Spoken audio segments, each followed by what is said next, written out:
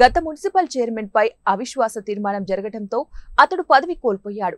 ఇందులో భాగంగా మెదక్ జిల్లా తూఫ్రాన్ మున్సిపాలిటీ చైర్మన్ ఎన్నిక గురువారం నిర్వహించగా చైర్మన్ గా 4వ వార్డు సభ్యురాలు మామిండ్ల జ్యోతికృష్ణ ఏకగ్రీవంగా ఎన్నికయ్యారు. ఈ సమావేశానికి కొందరు విలేకరులను రాకుండా అడ్డుకున్నారని ఆరోపిస్తూ నిరసన వ్యక్తం చేశారు. ఈ సందర్భంగా విలేకరులు మాట్లాడుతూ ఆర్డీఓ, డిపిఆర్ఓ, కమిషనర్ నిర్లక్ష్యం వల్లనే అక్కడికి వచ్చిన మీడియాకి అవమానం జరిగిందని పేర్కొన్నారు. పాస్ల పై నుండి కూడా రాలేదంటూ కొందరు విలేకరులను లోపలికి రానియకుండా బయట ఎండలో నిలబెట్టి ఆంక్షలు విధించారని ఆరోపించారు.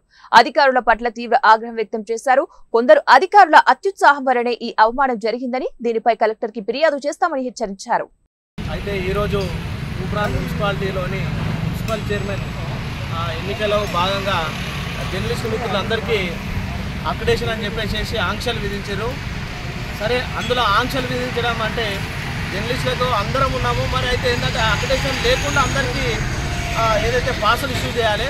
కానీ ఇక్కడ ఉన్నటువంటి అధికారుల పాత్ర చూస్తే మాత్రం చాలా ఘోరంగా ఉంది. జర్నలిస్టులు ఇప్పటిదాకా ఎండలో నిలబడడం జరిగింది.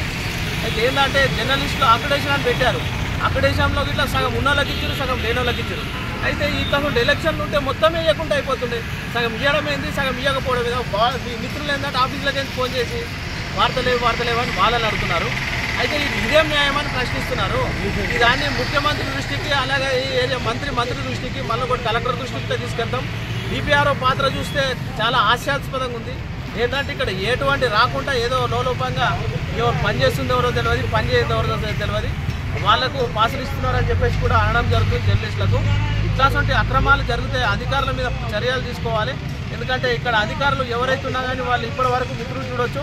వార్తలు మేము గత 20 సంవత్సరాల నుంచి నేను నేషనల్ మీడియా చేస్తున్న తమ్ముడు సాక్షి, నేను సీటు తెలంగాణ, ఇంకోటి ప్రజాపూర్, ఇంకందరికీ అక్రిడేషన్లు ఉన్నాయి. మున్సిపల్ ఎన్నికలో భాగంగా జర్నలిస్టులకు అక్రిడేషన్ అనేది ఎందుకంటే అక్రిడేషన్తో హెల్త్ కార్డు వస్తుంది, అక్రిడేషన్తో బస్సు పాసు ఫెసిలిటీ వస్తుంది. అక్రిడేషన్ అనేది ఆల్రెడీ సెంట్రల్ గవర్నమెంట్ ఎప్పుడు అయిపోయింది. అక్రిడేషన్ జర్నలిస్టులకు సంబంధం లేదు.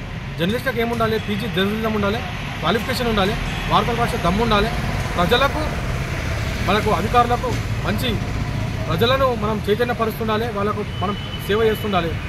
అంతేగాని అక్రిడేషన్ ఉన్నలకు నాన్ అక్రిడేషన్ ఇప్పుడు చాలామంది ఇప్పుడు మనం చూస్తున్నాం. చాలామంది 10,000 పెట్టుకొని 20,000 ఖర్చు పెట్టుకొని అక్రిడేషన్లు తెచ్చుకుంటారు. ఇంకోసారి మనము జర్నలిస్టులను వాళ్ళ క్వాలిఫికేషన్, వాళ్ళ వార్తా విధానాన్ని బట్టి చూడాలి, కానీ అక్రిడేషన్ మీద చేయొద్దని చెప్పి నేను తెలియజేస్తున్నాను.